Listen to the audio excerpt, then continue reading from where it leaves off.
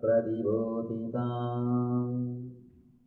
भगवतां नारायणेन स्वयं व्यासेन ग्रथितां पुराणमुनिनां मध्ये महाभारतम्।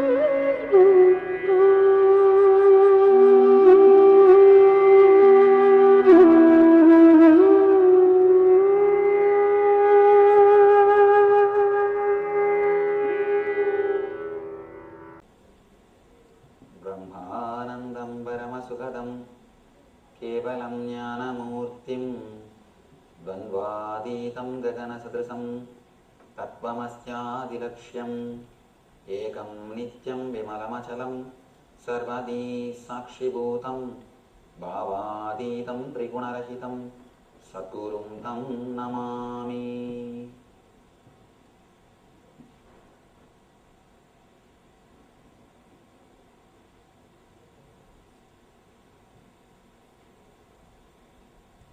पार्थाय प्रतिबोधितां भगवतां नारायणेन स्वयं व्यासेन ग्रथितां पुराणमुनिनां मध्ये महाभारतम् अद्वैतामृतवर्षिणीं भगवतीम् अष्टादशाध्यायिनीम् अम्बत्वा मनुसन्दधामि भगवद्गीते भवद्वेषिणीम्।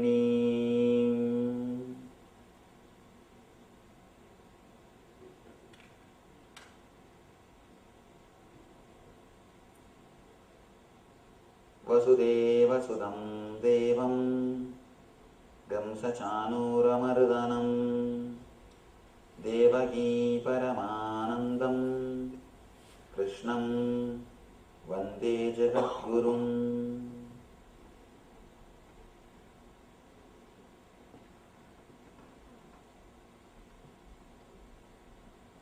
I welcome you all with my love and respect.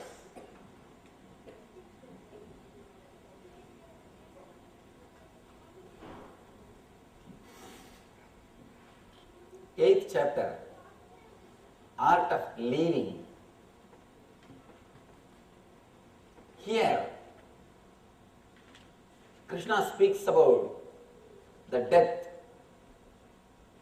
Krishna speaks how death can become a liberation and celebration. Death is death as long as you don't understand it. The moment we understand it, it becomes liberation and celebration. Death is not end of the life as we think. It is climax of the life. End is different, climax is different. The moment you think death is end, you start worrying about it. You start bothering about it. You have started creating more trouble for you. The moment you think death is going to end your life, death is end, you will start creating worries. Just because of that worries, even your life will become dull. Even your life will become dull. The shadow of death will happen even when you live. A man who is not able to understand death, even when he lives, he will die. He will be like a living dead. Person who understands death, he will live even his death. Person who don't understand, he will die even while he is alive. Person who understands, he will live even when he dies. Death or life is not incidents, it is your intelligence. When you have clear intelligence, you will live even your death. When we don't know, when we don't have clarity about death, even when you live, you will be dying. Arjuna starts with a beautiful question. Kim tat brahma kim atyatmam kim karma purushottama adibhudancha kim proktam adidaivam kim uchyate. He is not ready to stop even for Krishna's answer. He goes on. Adiyanya kadam gotra dehesmin madhusudana prayana kale chakadam neyo siniyadatmapi. Beautiful two slokas. Of course, when I translate into English, the whole taste is lost. That's a big problem. We don't have right words in English for so many beautiful words described here by Arjuna. Because the single word will have so many meanings in Sanskrit. When you translate, the whole juice is lost. The moment I translate, I have to give only the one dimension, a single dimension of this sloka. Arjuna says, my Lord, what is Brahman? What is the self? What are fruitive activities? What is material manifestation? And what are the demigods? Please explain to me this. Who is the Lord of sacrifice? And how does he live in the body? O Madhusudana, and how can those engaged in devotion know you at the time of death? One important thing you should understand about Sanskrit. Sanskrit is not only linguistic, it has got importance even in the phonetic level. The very vibration can transform your mood. Just now you heard beautiful chanting of our temple priests. See, the very vibration is enough, will change the whole mood. The very sound will change the whole mood. There is something called pada and padartha. You should understand this concept. When I say the word cow, when I utter the word cow, immediately a figure appears in your mind with 4 legs, 1 tail, a head, 2 arms, a figure appears in your mind. The word is called pada and the figure is padartha. The word is pada. What happens in your mind once you hear the word is pada artha. In all other language, the distance or the gap between pada and padartha is more. In Sanskrit, immediately, instantaneously the result happens. That is why I always tell people, even if you don't understand, it's okay. Every day 10 minutes, just utter some Sanskrit sutras or stotras, whether Bhagavad Gita or Vishnu Sahasranama or Shiva Sahasranama, any Sanskrit mantra, any Sanskrit stotra, just 10 minutes, at least 10 minutes, even if you don't understand, it's okay. Utter. The very sound will purify your body. Sanskrit has got that capacity. The very sound, the very energy will purify your body. There is something called Sabda Tattva. Means, when the air travels from your navel to the tongue, the Sabda Tattva only changes the air into words. If the Sabda Tattva is not there, only air will come out. No, words will come. In other languages, the Sabda Tattva is used I can say the more you utter the words in other language, the more you will become tired. But in Sanskrit, the Sabda Tattva gets strengthened. The more you chant, more you will feel energetic. Every word strengthens the Sabda Tattva. It's like automatically the generator itself recharges the battery. And the battery runs the generator. It is completely interconnected. When you utter the Sanskrit words, the Sabda Tattva gets strengthened, and then again the Sabda Tattva creates more perfect words. Again the Sabda Tattva gets strengthened. The Sabda Tattva, which converts air into words, air into sound, that Sabda Tattva gets strengthened by Sanskrit. That is why, even if you don't understand, it's okay. If you understand, nice. Even if you don't understand, the very sound, the very vibration has got its own effect on our being. Now the modern day researchers prove the sounds, the Vedic mantras, the vibrations straight away enters into your body and removes the impurities. That is why our masters say again and again, chant these mantras. Doing the puja or the homa, doing all these offerings with the Sanskrit mantra. The Sanskrit is so powerful, it can purify your whole being. Your whole being. The very energy will be transformed. Beautifully, Arjuna asks, O Lord, what is Brahman? What is self? What are fruitive activities? And what is the material manifestation? And what are the demigods? And Madhusudana, how does he live in the body? How can those engaged in devotion or those who are practicing the eternal consciousness know you at the time of death? He puts continuously questions. Now we have to understand one thing. Just yesterday I was reading one version of Mahabharata. I seriously thought, Arjuna is a Kshatriya, means a person who is a king, who is ruling the country. He cannot be so dumb, putting the same questions again and again and again in different ways. Why is he putting the same questions again and again?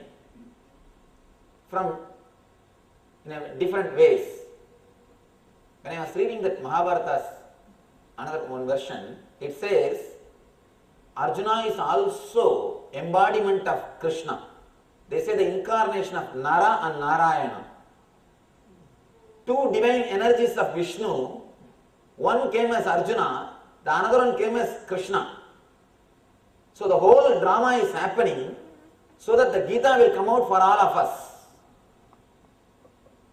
Otherwise, even a third-rate disciples will not have so many questions, and again, now the subject which he is bringing up is asking so many questions. One important thing you should understand, if you are putting so many questions, be very clear, you are not ready to wait for answers. You are not even interested in answer. Just you are expressing. It's almost like catharsis. Here, Arjuna goes on putting so many questions, and in the end he puts an important question: how the person who is engaged in practicing your teachings know you at the time of death. Here starts the whole teaching. He reveals the secrets of death. And one thing I want to tell you, West has spent all its energy to know life. East has spent all its energy to know death. Like our rishis, nobody has achieved such a deep experiences of death.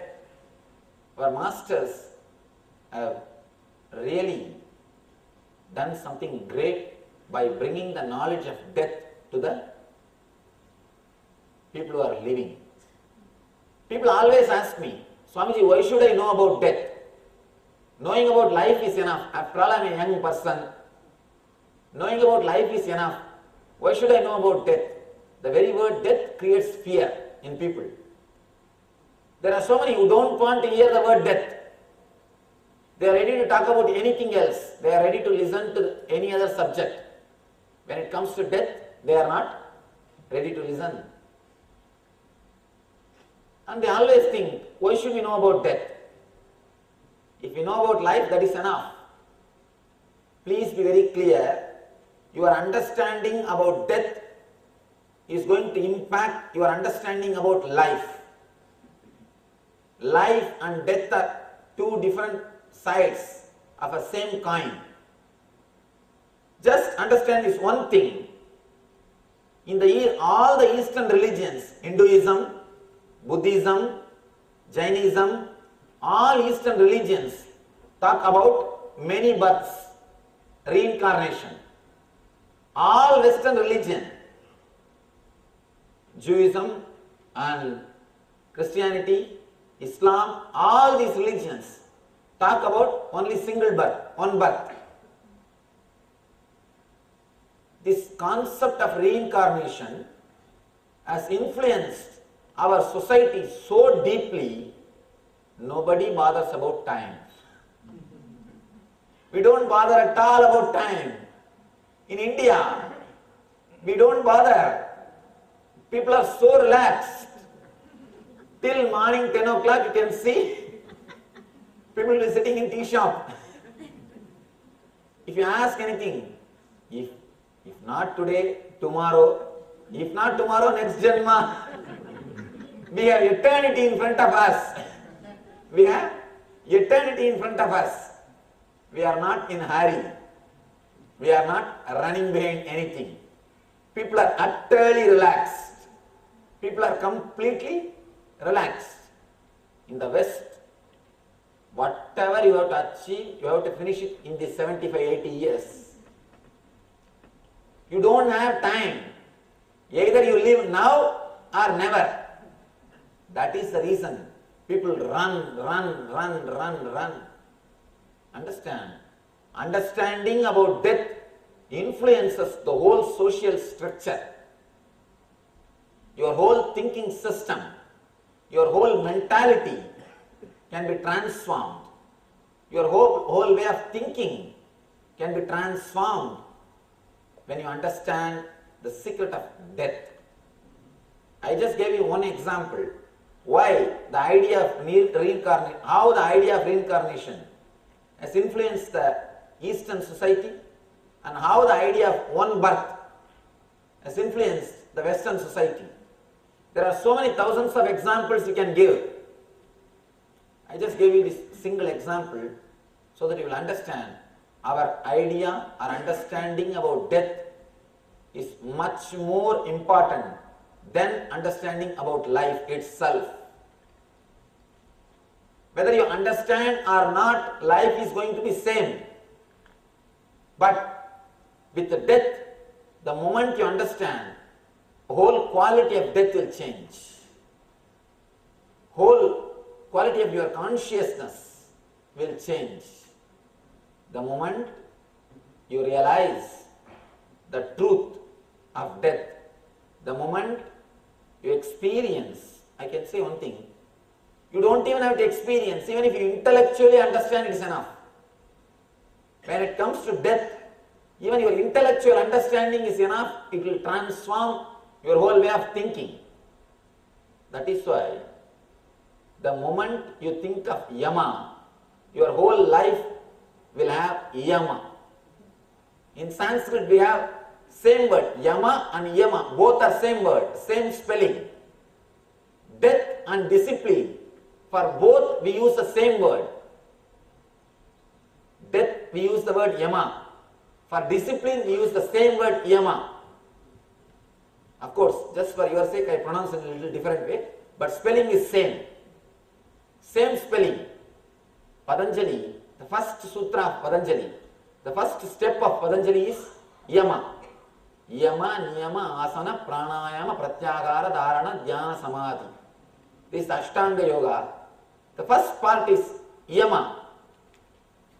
And our death is also yama. If you understand death, your whole life will be automatically disciplined.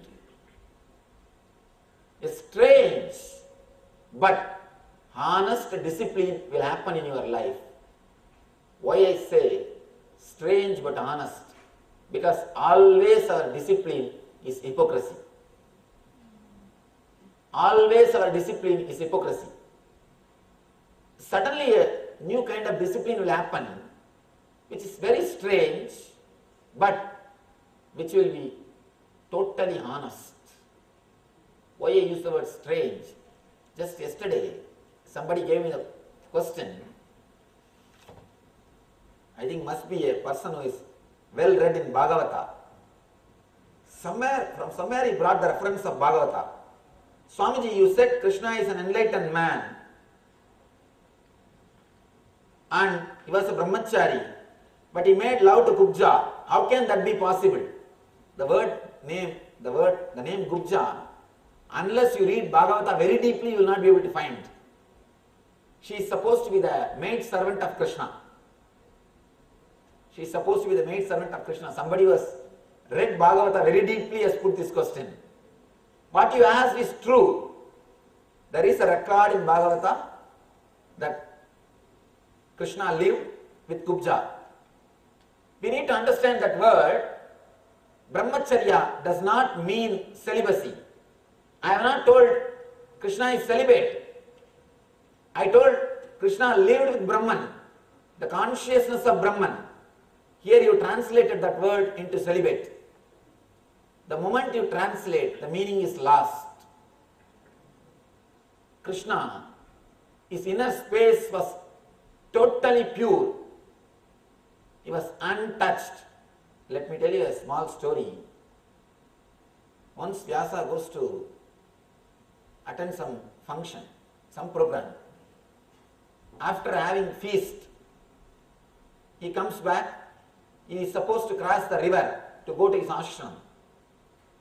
He stands near the river and says, if I am doing fasting, if I am observing my Ekadasi fasting, let this river give way so that I can walk and reach my ashram. Immediately river opens, just Vyasa walks, all his disciples follow him, they reach the ashram. Disciples are surprised. What is this, master? Just now in front of us, you ate and you had a feast. You come out and tell in front of the river, if I am fasting, if I am observing my Ekadasi, let this river give way. And the river gives way. You came here.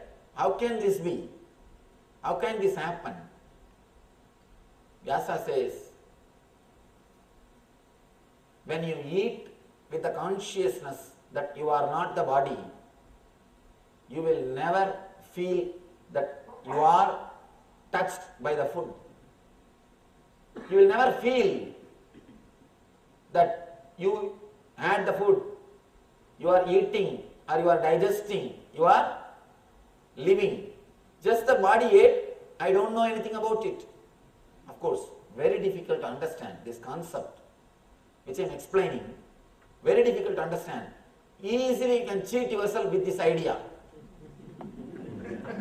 Please be very clear. Very easily you can cheat yourself with this idea. You can also start telling, I am. Very easily we can cheat ourselves with this idea. The big problem is, with all great truths, there is a danger that you can misuse it and abuse it. Even with atomic energy, You can use it for good purposes. You can serve with atomic energy the whole humanity, or you can destroy. You can abuse the humanity with that energy. Atomic energy is like a satya.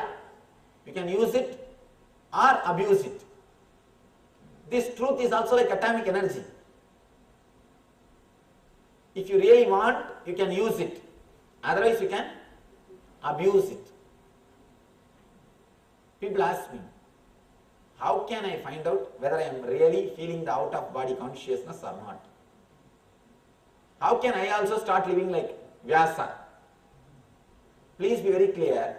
When you reach the state of the Vyasa, you will not even have this question.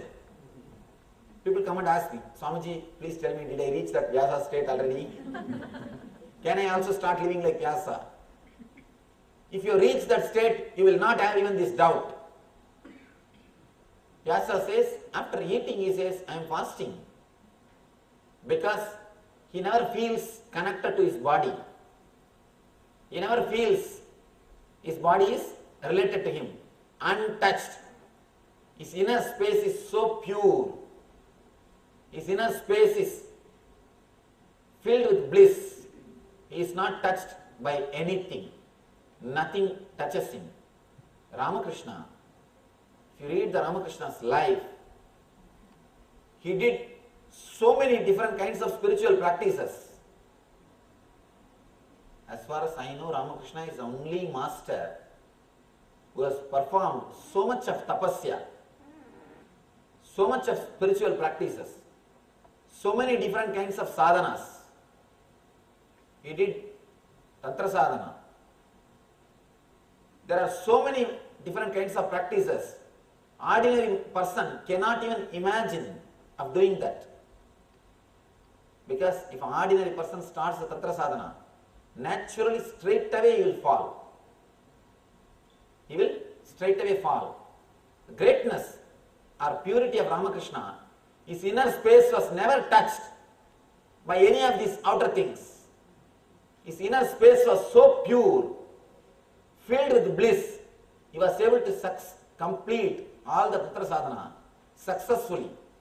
The tantra sadhana which is supposed to be done with so many panchamakaras, so many things, he was able to complete, he was able to successfully achieve because his inner space was pure. Here,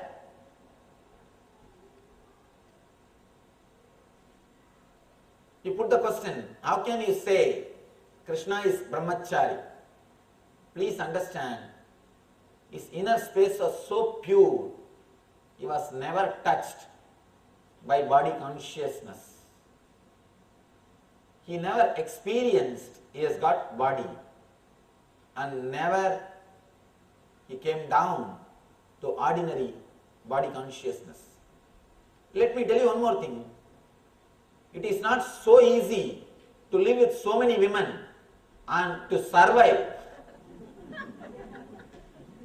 Please be very clear.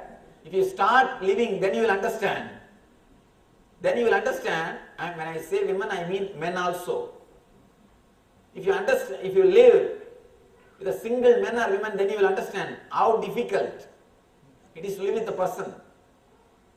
The other person naturally has to create hell. No other way. By their very quality, when the other person enters into your life, the hell will be created. Here you see somebody who is living with so many persons, but who is able to manage, who is able to be blissful. That itself shows his inner space was never touched. His inner space was so pure. His inner space was radiating bliss.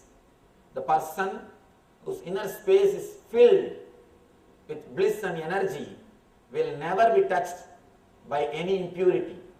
By any impurity. Of course, little difficult concept to understand.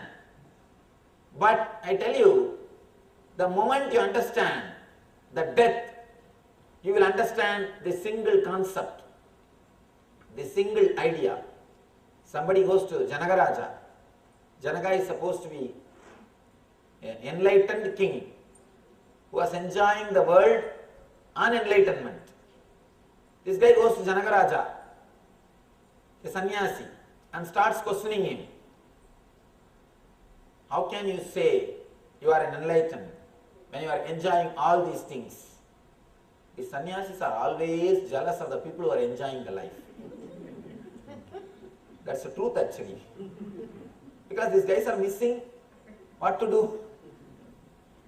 You see, if you really experience bliss, joy inside, and consciously if you have left the world, you will never feel jealous.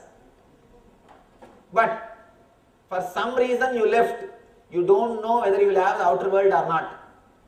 And you escaped thinking that you will have inner world. And there also nothing is solid. You don't know what is going on. And you don't know whether you will get it or not. So naturally now what to do? How to console themselves? Start abusing householders. Start disrespecting householders. Start telling them, you people, you don't know, you are not living properly, you are not doing this, you are not doing that. That is why continuously, from time immemorial, the people who took that life will always condemn this life. Have you seen a single householder being jealous of Swamis? You will not find. But I have seen hundreds of people who took sannyas life jealous of householders. Because they feel something is missing. Something is not there. This guy went and started talking, asking Janaka, how can you say you are enlightened and have both?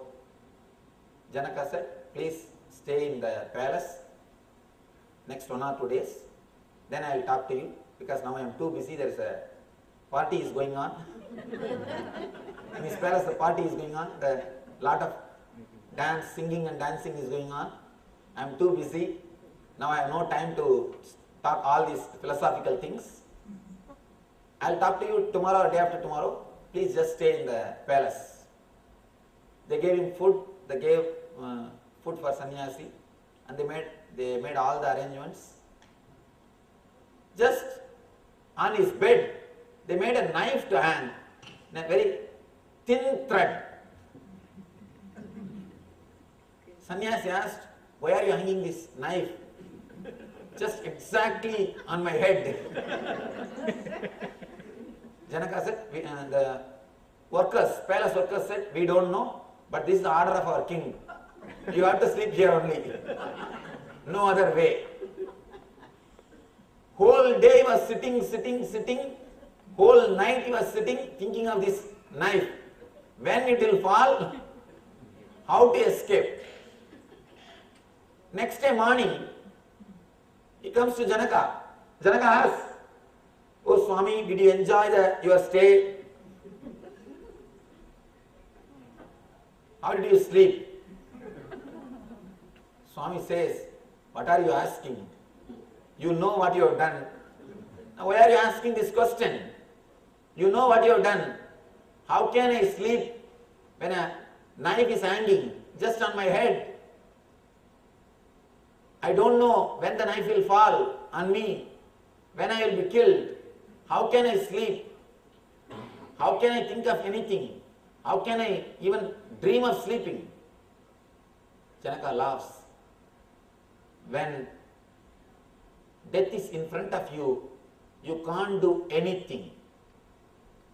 Your whole life changes. Same way, I know death is in front of me. Knife is hanging. When I know the knife is hanging over my head, my whole consciousness lives in an unaffected way by this whole palace. Just because of one knife, you are not able to enjoy the beautiful bed, beautiful palace. Must have been air conditioned. Those days, air conditioning. In those days also air conditioning existed. They used to put ice bars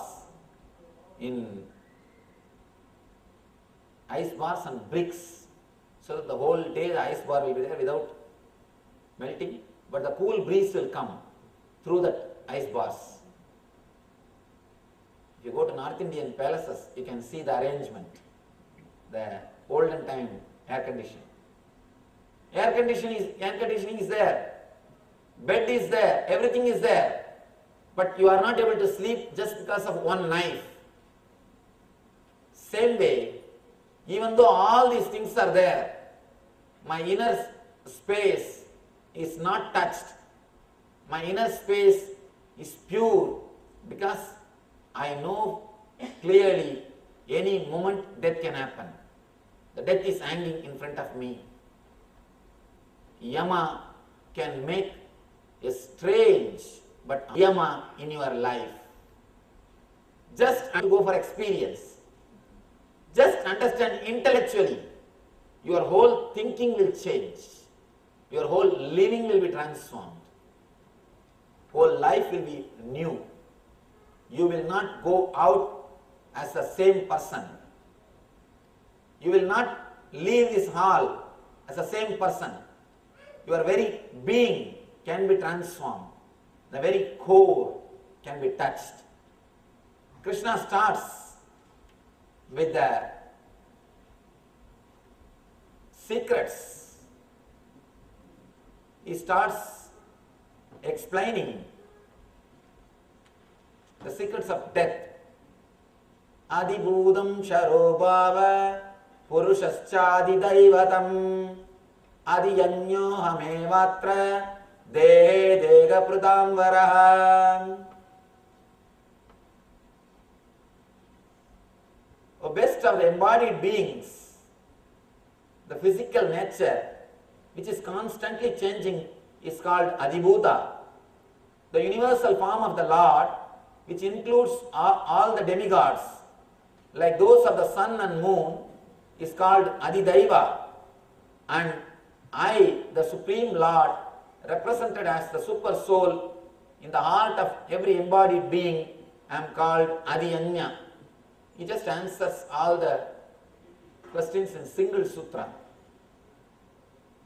Comes to the main subject. Now he starts the main subject, revealing the secrets of death. Andakale cha mameva smaran muktva kalevaram yaprayadi samadbhavam yadi nastyatra samsayaha.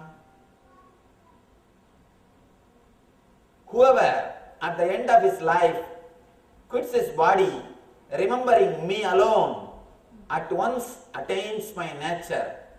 Of this there is no doubt. Why should he say the word nasti atra samsaya? Why should he say the word there is no doubt? He is emphasizing this is truth. He is taking the oath. Usually in my meditation camps, before starting my discourse on the death, actually we have one full 2 days, one camp, full 2 days program just on this one sutra. I have designed a meditation program called Nithyananda Spurana. In India we conduct 4 days. Here I do it as a 2 days program. Because in this country, even if God comes, he has to come in the weekend. Otherwise you will tell, just give the card, please get back to me, you can mail me, I'll get back to you. If God comes on other days than weekend, he will get only email ID. We do a 2 days program. This single sutra, the whole program is based on this single sloka. Before starting the camp, I always used to take the oath. Hereby I take whatever I am going to speak is truth. Because there are some truths which cannot be logically expressed, which cannot be explained in the logic which you understand. You need to have little patience to listen. The big problem with our mind is anything which is not presented in logical form Either you start putting questions, arguing, you start refuting, or you refuse it. You straight away don't want to listen. Otherwise, you will hear just like one more novel story. One more story. It will not go into your being. You will just think, all right, anyhow I have come all the way, let me sit and see what he says. You will allow the speaker to speak, but you will not listen. That's the reason I always tell people, before I start talking about death, I tell them, hereby I promise what I am going to speak is pure Satya. If you are interested, take this, digest it and transform your life. If you don't, it's okay, up to you. It is your choice.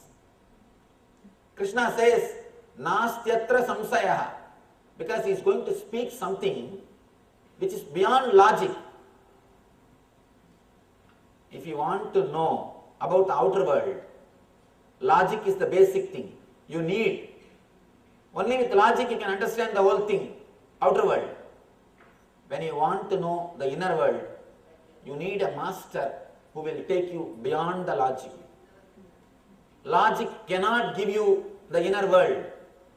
Logic can give you the outer world. It cannot give you the inner world. Let you understand this one example. This one example will help you. For example, here is a formula. X into 2 is 4. Now we will have to find what is the value of x. To find out the value of x, what you are supposed to do? You should say, first let us assume x is 2. Then replace 2 in the place of x. Then 2 into 2 is 4. When you know 2 into 2 is 4, it matches. Now you can conclude x is equal to 2. Once the calculation is done, now you know x is equal to 2. But when I say first line, let us assume x is equal to 2. Immediately you start questioning, why not 3? Why not 4? Why should it be 2? I have no answer. Till the end, till I solve the problem, you need to have little patience. All I need is only this few minutes of patience. Till I solve the problem. Here Krishna says, Nastyatra samsayaha, no doubt. What I am speaking is truth. Please just wait. Let me finish the calculation, then you yourself will understand. The end of the calculation, you know x is equal to 2. But in the starting, you need to believe the master's word and work out. Till you realize it for few minutes, till it becomes experience, for few minutes, you need to accept the master's word as it is. When you calculate, when you finish the calculation, naturally it will become your understanding. It will start as my understanding. In the end, it will become your understanding. When it becomes your understanding, naturally, you yourself will see the truth behind these words. Now Krishna starts, Andakale cha mameva smaran muktva kalevaram yaprayadi samatbhavam yadi nastyatra samsayaha. Whoever at the end of his life quits his body, remembering me alone, at once attains my nature. Of this there is no doubt.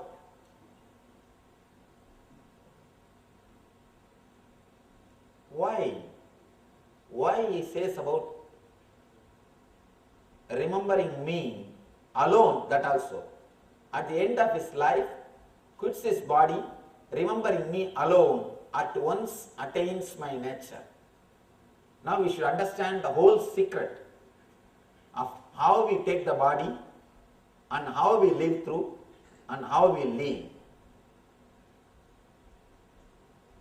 Please understand, your whole body is created by you out of your fear, greed, guilt, your engraved memories, samskaras.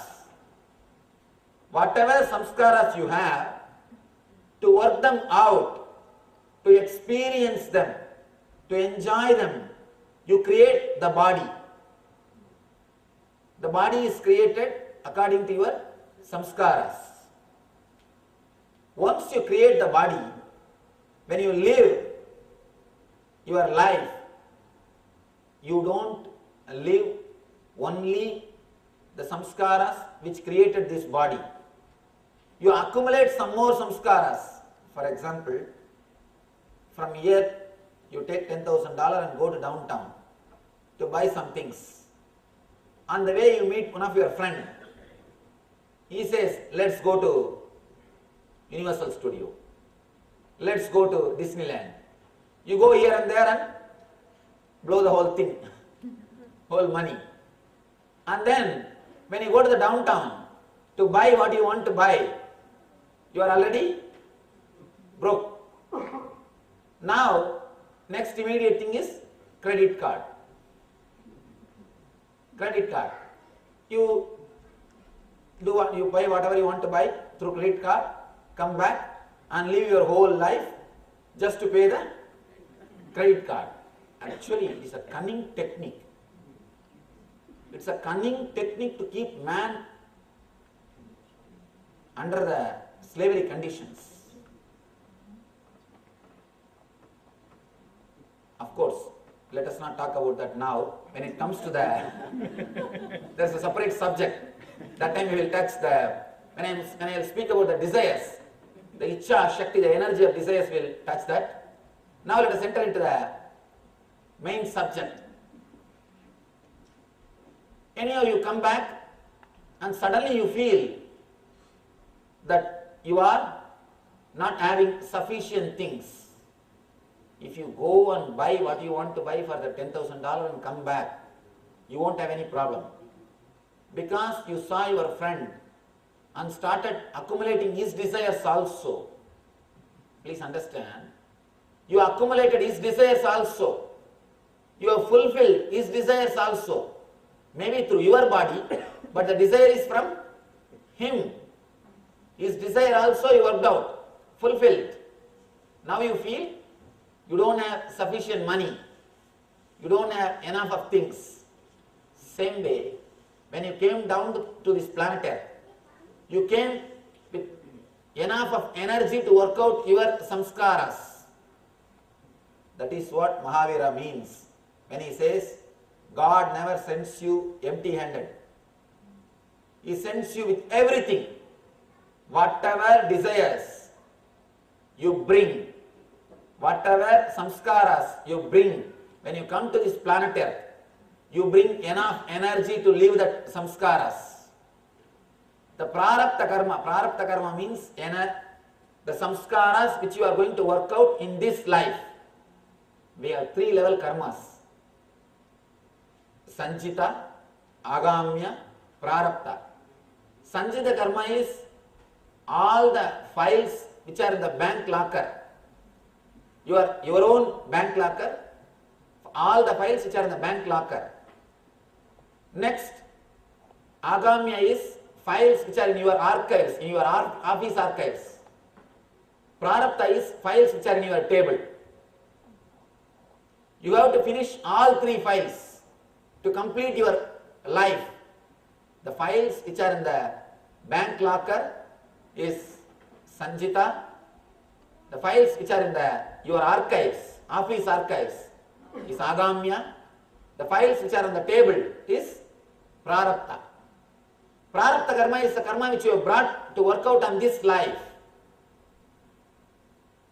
You have to work out this Prarabdha in this life. You have brought enough energy to live these karmas. Then why do we feel life is not sufficient? Why do we feel that we are not fulfilled?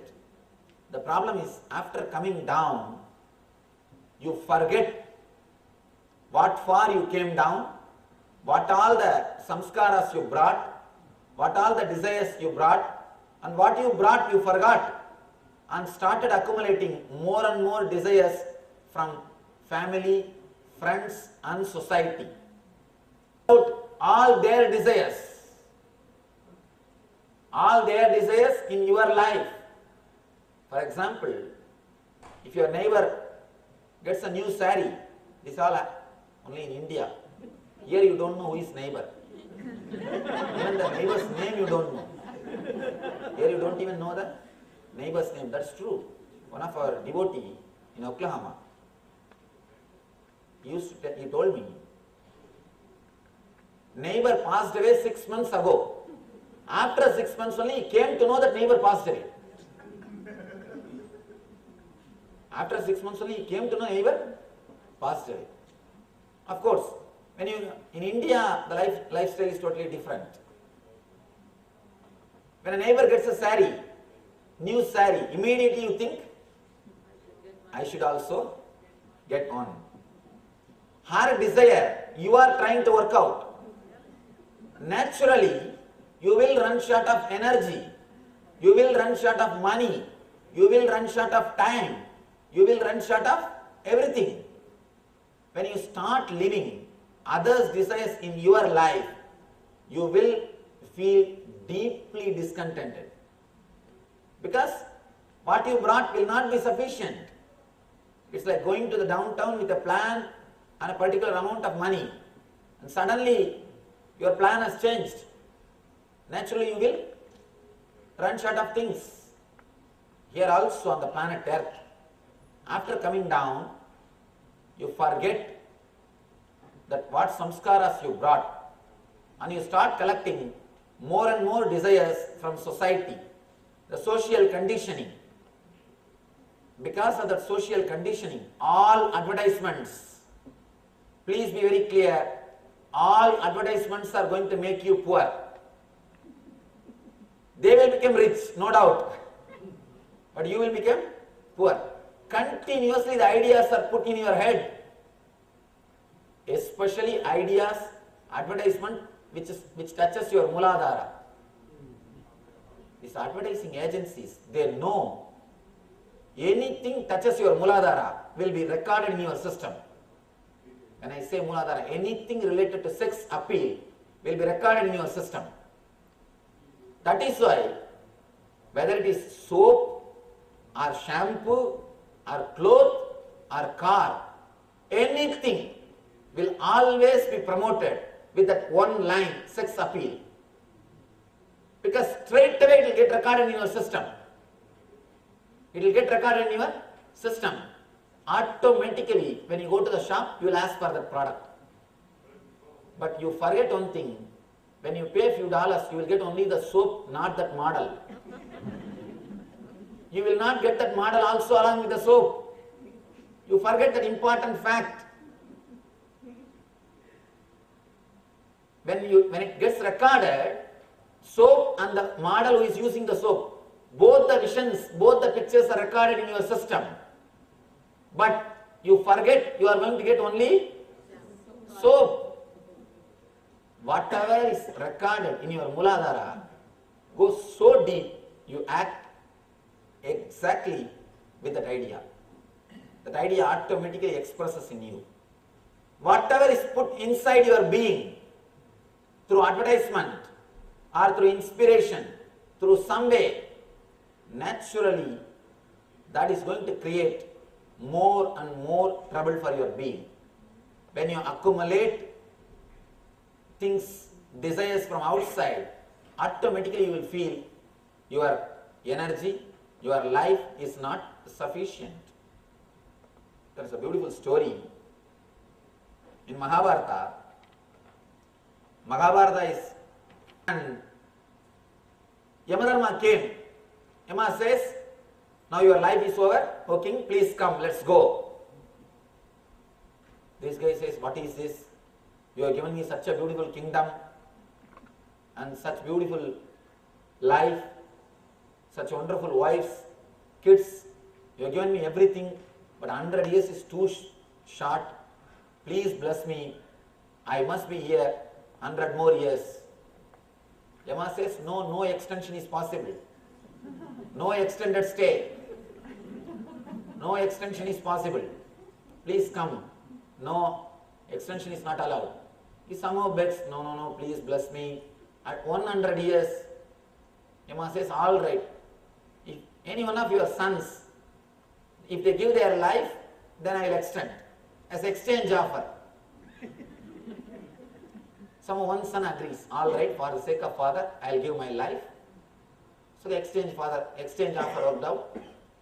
He had 100 more years. After 100 years, Yama appears. Suddenly this king realizes and says, what is this? I asked you 100 years, you have come so soon. Yamadharma says, 100 years is already over. What are you talking? And he somehow, please understand me. I don't even know 100 years is over. Please somehow help me. Give me one more extension. Yamadharma says, no, this is too much. We can't go for second extension. Somehow begs. Finally, he gets one more extension. Next time, Yamadharma comes, again, the king is in the same mood. He says, what is this, you have come so soon? Now, Yama starts. Yama gives a beautiful teaching. He says, by pouring the ghee, you can never put the fire off. Same way, by offering or by fulfilling your desires, you can never feel fulfilled. You can never feel the fulfillment. Now it is time, you have to come. Of course, he leaves. By fulfilling, you will never feel fulfilled. You will never feel the contentment. Here, when you acquire more and more desires more and more samskaras from the outer world, naturally you will feel the life is not sufficient. You are not given enough of things. Understand? In the end, somehow anyhow, you live. In the end of the life, when you leave the body, how you live, the whole scene. For example, if you have lived 70 years, the whole 70 years will appear in your being as a fast-forward movement. The whole thing will again happen in your consciousness, so that the decision about the next birth will be taken. Now you have the karmas which you have not enjoyed or experienced, which you brought, and which you accumulated from the society, which you have not finished it. Both are there. And I wanted to give you one more understanding. Karma means the desire which is not completely experienced by you. As a nature, you are a fulfilled being. You are Atman. Whenever you don't fulfill any action completely with your totality, you create an hangover. You create a recorded memory of that action. That recorded memory, samskara, is not only a dead memory, it has got power to make you again and again do the same action. Samskara is a living energy. Please be very clear, samskara is a living energy. It has got power to make you do the same action again and again. It will make you travel in the same path again and again. That is why it is called engraved memories. Engraved memories are not dead thoughts. They are living energy in your being. The more you travel in that path, the more it will be strengthened. If you have lived a single samskara totally, completely, that samskara will leave you. It will drop your being. You will be liberated from it. Whatever you have not lived completely only remains as a samskara in you, as a karma in you. Here, you brought something and you have not experienced those remaining karmas and which you accumulated newly.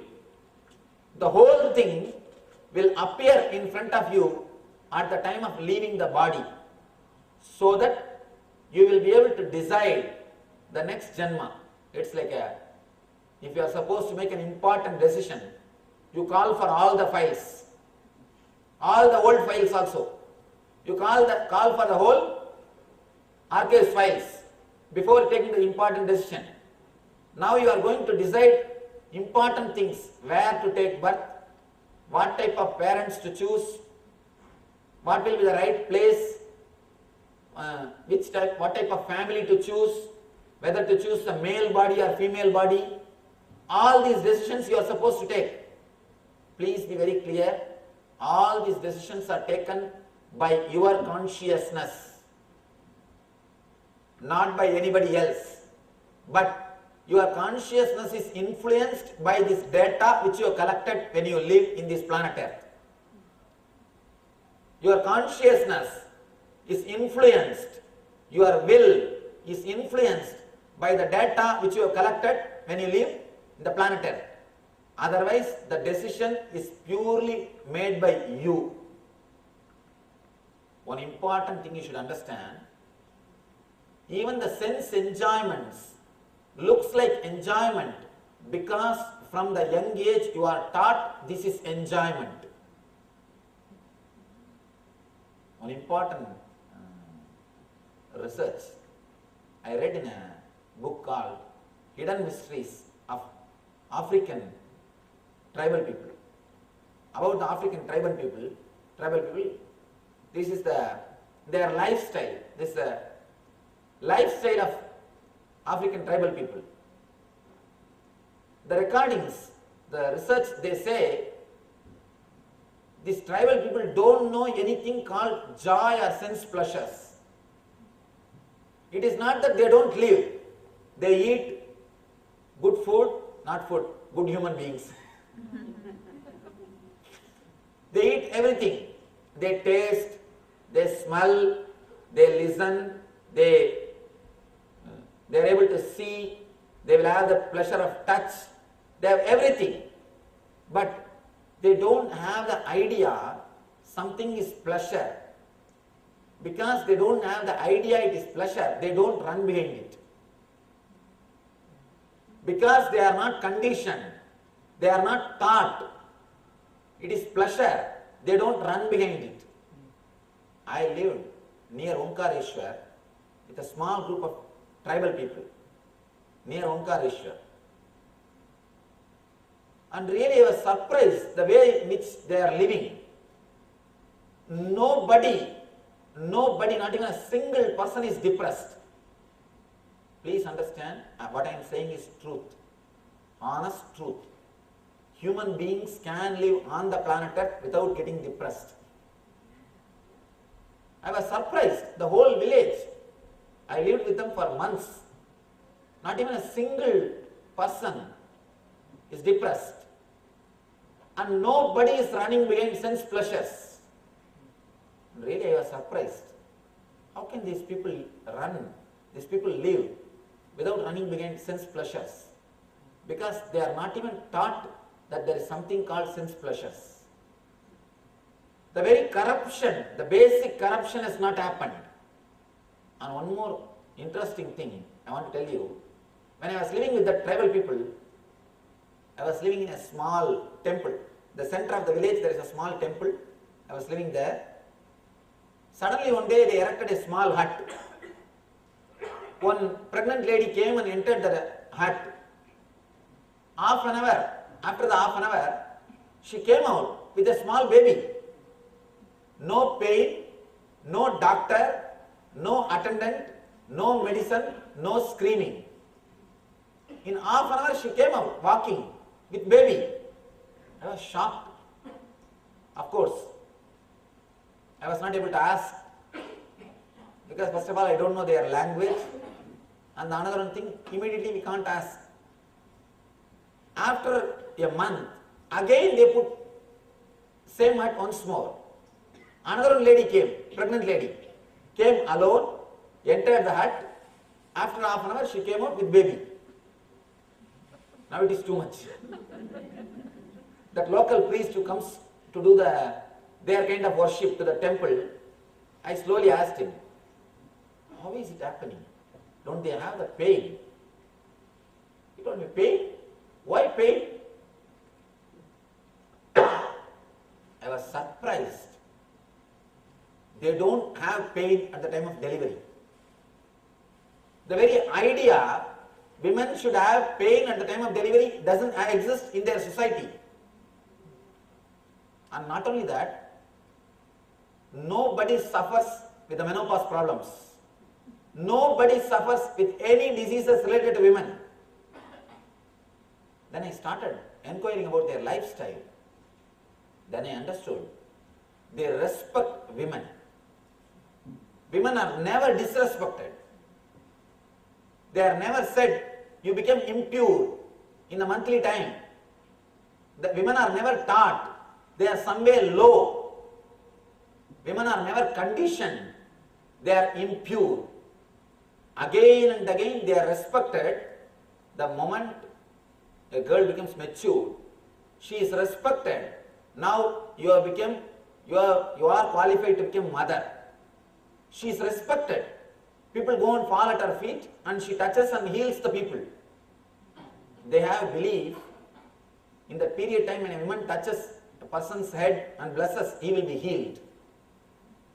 Women are respected because the conditioning is totally different. Nobody suffers the pain. In the regular so-called civilized society, women are disrespected. Again and again they are taught, this is impurity. You are not pure enough. This is not right. Stand here, stand there. Especially in India, it is torture. It's just torture. And the wrong conditioning. Just because of the wrong conditioning, these people suffer the pain. They suffer and struggle with the pain. If they are not taught, they will never suffer. This research scholar who did the research on these African tribals, he says they don't know anything called pleasure. Because of that, they don't run behind the pleasure. It is actually your social conditioning which makes you run behind anything. It is your social conditioning which is taught to you which makes anything as pleasure or pain. Even this idea that what kind of life I will choose, the next life, what kind of body I will take, this decision you take according to your social conditioning. What you think as the highest thing in the life, you take decisions to achieve that. What is kept as an ideal in front of your eyes, you automatically run behind that. In this whole life, what you think as the highest ideal, only that will come to your mind when you leave the body. Krishna says, Anda kalecha mameva smaran muktva kalevaram. How you condition your mind. If you think eating is the highest thing in the life, when you leave the body, what will come in front of you? All kinds of idli, dosa and McDonald towers. Nothing else will come.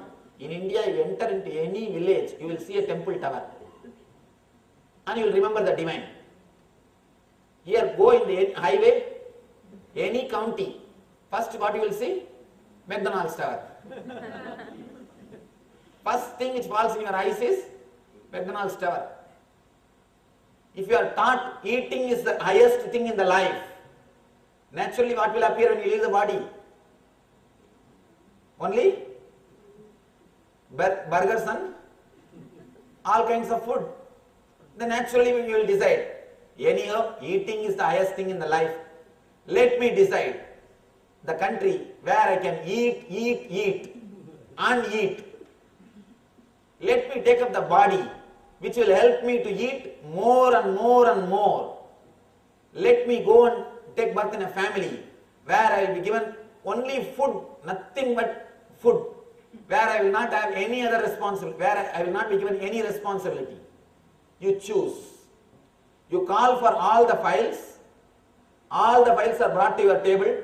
The gist is there in front of you. The essence of the whole file, all your archives, the research report is there. What you think as best thing, what for you work in your life. Based on that report, now you decide, all right, let me take birth in this country. If I want to eat, this is the right country. If you live throughout your life in tamas, means in dullness, not doing anything, pure laziness. One guy, small story, one guy goes to a doctor and says, doctor, please examine me. I am not feeling like doing anything. I feel always dull. Doctor thoroughly examines him.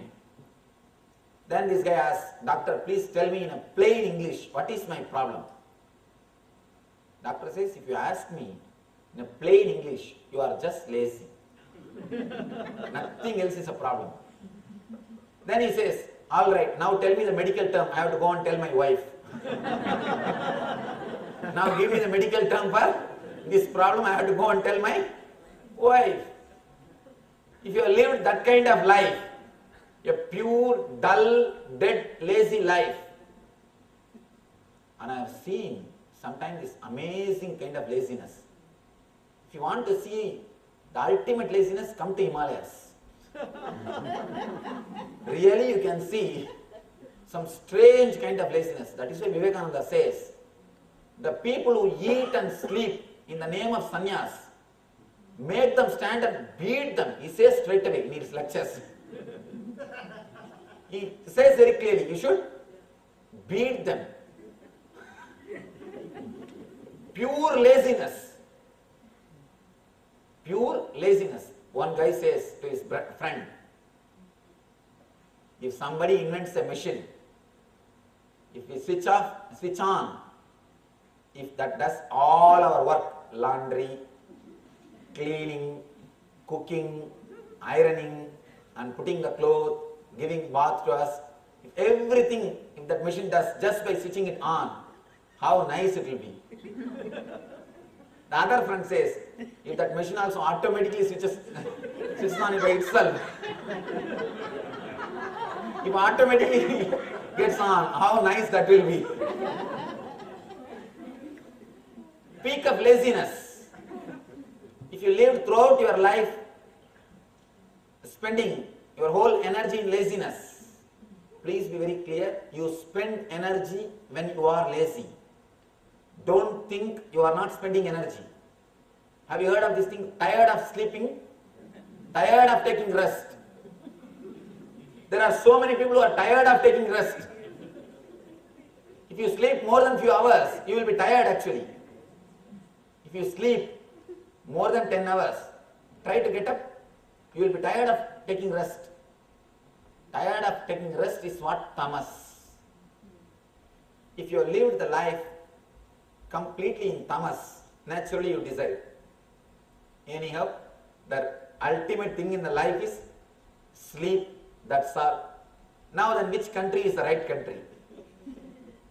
What type of body is the right body? Whether pig or buffalo or human being, and which family, what type of family I should take birth. You sit and decide. Please be very clear, the whole calculation happens based on your data. The data which you have collected. At the time of leaving the body, the whole data appears to you in a single moment, in one flash. The gist of the whole data, gist of all the three files, the Agamya file, Sanjita file and Prarabdha file appears in front of you. Based on that file, you decide what I am supposed to do? What should be my next birth? The moment you decide, you enter into that kind of body. One more thing, important thing, because you are so attached to this body and mind, you cannot live without body more than 3 kshana. 3 kshana. Kshana means in Sanskrit not second. Gap between one thought and the other thought. When you are lived in this body, if you experienced at least once the thoughtlessness, if you are able to, thoughtlessness means being alive without body and mind. If you experience the thoughtless awareness, if you remain alive, if you are conscious even for a single moment without body and mind, that is what I call samadhi, thoughtlessness. Let me give you a small diagram, then you will be able to understand what I exactly mean by the word thoughtlessness. In your life, you experience 2 states of beings and 2 levels of mind. One is the mind when you have thoughts and without thoughts. For example, now you have thoughts. In the deep sleep, do you have thoughts? No. So, with thoughts,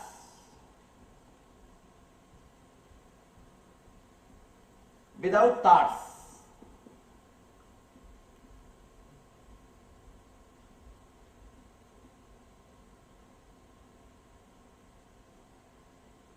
Same way, in the being, with I consciousness and without I consciousness. As on now, you all have that idea, I consciousness. In the deep sleep, do you have? No, the I consciousness doesn't exist. With I consciousness, without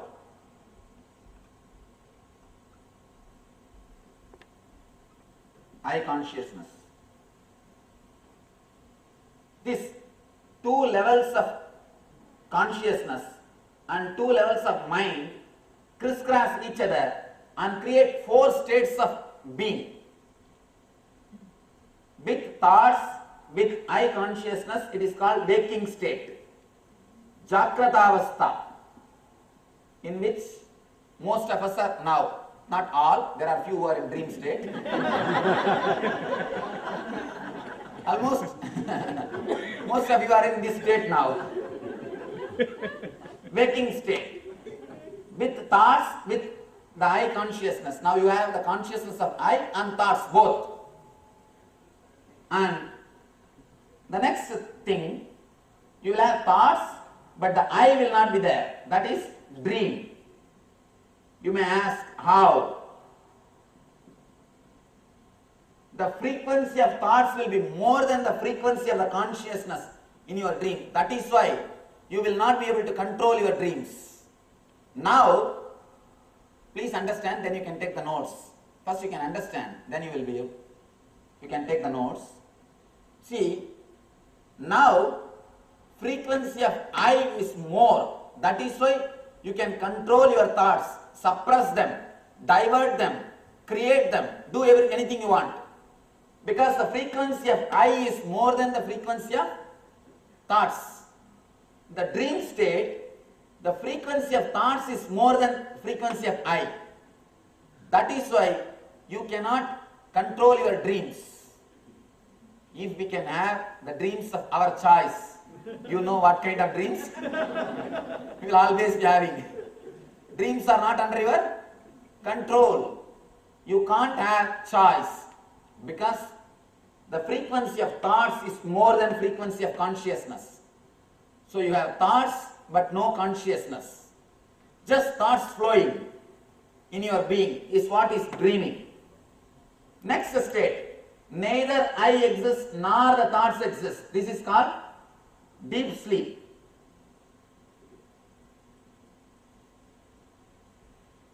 Deep sleep. This is called sushupti. Jagrat, swapna, sushupti. Conscious, subconscious, unconscious. And there is a fourth state which we have not experienced in our life, where you will not have thoughts, but you will have eye consciousness, pure eye consciousness. This is what I call samadhi, thoughtless awareness, turyavastha, atmajnana, brahmajnana, self-realization, nirvana, atmanubhuti, state of divine, nitya consciousness, eternal bliss, what not.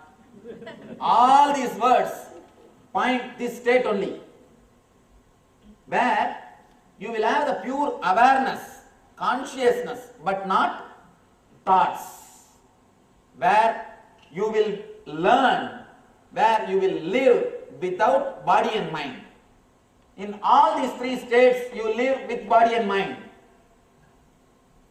Here you live with the body which you are having now, the stula sarira. Here you live with the body sukshma sarira.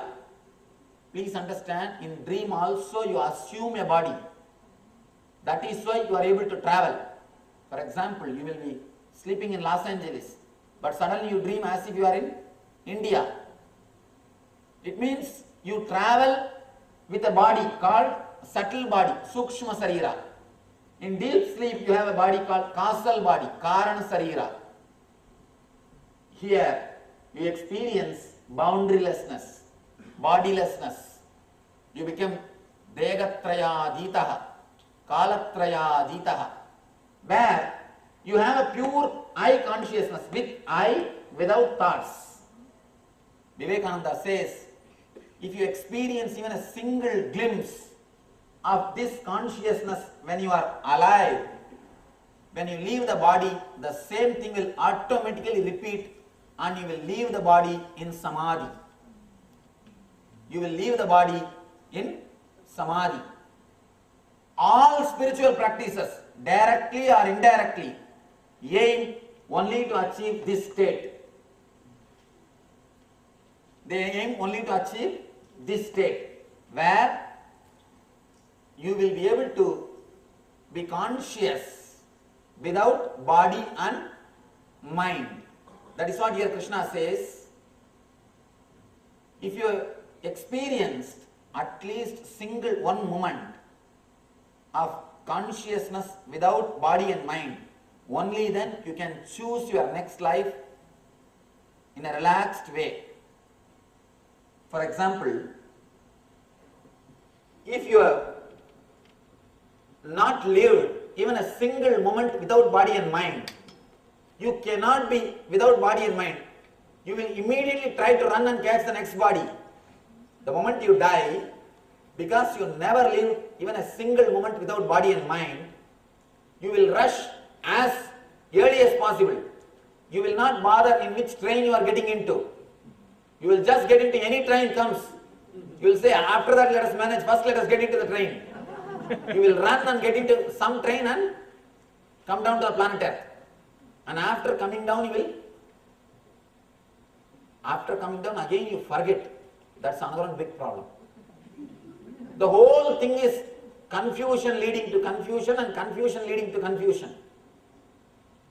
When you are living, if you experienced at least a single moment of complete rest, thoughtless awareness, without the body and thoughtless awareness, naturally at that moment you live without body and mind. That is what is called thoughtless awareness. Because when you are in the thoughtless awareness, all three bodies don't touch you. You experience the awareness which is beyond all of these three bodies. If you experienced that thoughtless awareness even for a single moment, in the end when you leave the body, you will have the clarity, you will have the patience to work with all your data. You will see the data line by line, and then you will decide, Should we take birth at all? What is the need? Sometime, if at all you want to take birth, you will take the birth of Yoga Prashta. Krishna says, Yoga Prashta. You will take birth in a family which will be very conducive for your spiritual practices, who will not say anything, who will not put obstacles when you want to do spiritual practices. People, it is very rare. Krishna says, very rare souls take birth in that type of families. I have seen very rare parents who don't object when a son is doing some spiritual practice. If your parents are not objecting, if your family is not disturbing, please be very clear, you are Yoga Prashta. There is every chance of you being Yoga Prashta. Otherwise, even if your parents are religious, I have seen, the parents will be very religious, but if son wants to enter into a sannyas life or a spiritual life, they will put all obstacles. They will say, go to temple, but not to the ashrams. As long as you go to temple, things will go smooth. Because as long as you also grow to the level where we are, it's okay. But if you go ahead of us, it is something which we can't digest. And very rare souls take birth in the family, in the situation where you will not be disturbed.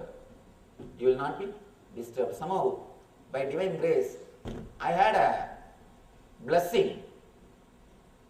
When I was leaving the house for my Parivrajaka life, for my sannyas life, I was a small boy. Of course, even now I am young, that is different. I was 17 and a half.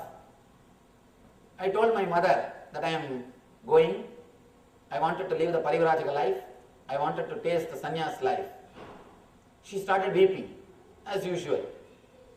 Then I asked, do you mean then I should not go? She said a beautiful word. No, I can't say you can't go. I am not able to digest, so I am weeping. She never stopped me. Still now I feel grateful because they did not stop me. Still now I always feel in the mind the gratitude, the grateful. They never stopped me.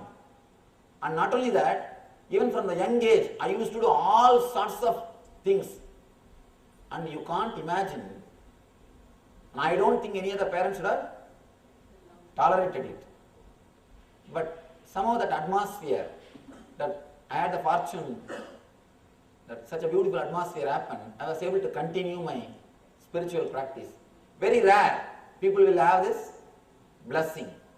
If your whole family, if your surroundings are not disturbing you, helping you, please be very clear, you have taken conscious birth, means Yoga Prashta, the Janma of Yoga Prashta. If you have not experienced even a single glimpse, one moment of that thoughtless awareness, you cannot live without body and mind. So within 3 kshana you take birth. You take birth. Now I should explain the concept of kshana. Kshana means gap between one thought and the other thought. When I say 3 kshana, if you have lived restless life, running, your 3 kshana will be micromillion seconds. Microseconds. It will not be even a second. 1 kshana will be microseconds. If you have lived a peaceful, blissful life, if you have achieved at least one glimpse of thoughtless awareness, your 1 kshana can be even 200, 300 years.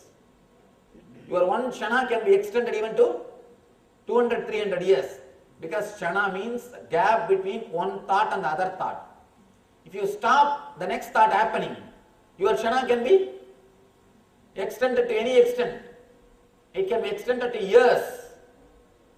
And a small example, Time is not chronological. Time is psychological. If you sit with a friend with whom you really feel comfortable, joyful, blissful, even after 3-4 hours, suddenly you will see the time and you will realize, oh, 3-4 hours passed. I don't know how the time flies, how the time has passed. The other example, if you are sitting with somebody who is continuously nagging you, with whom you don't feel comfortable, after every 5 minutes what you will do? Look at the watch. Look at the watch and you will think, why the watch is not moving? Is there any problem? Sometimes you will even think, why the watch is not moving? Because time is psychological, it is not chronological. Number of thoughts which happens in your mind decides the time consciousness. If the number of thoughts are less, even if you spend 10 hours, you will not feel the 10 hours passed. If the number of thoughts is more, even 2-3 minutes will look like years. Small story. One lady goes to the doctor for checkup. After a thorough checkup, doctor says, I have a bad news for you. You may live only 6 more months. At the most, you will live only 6 months more.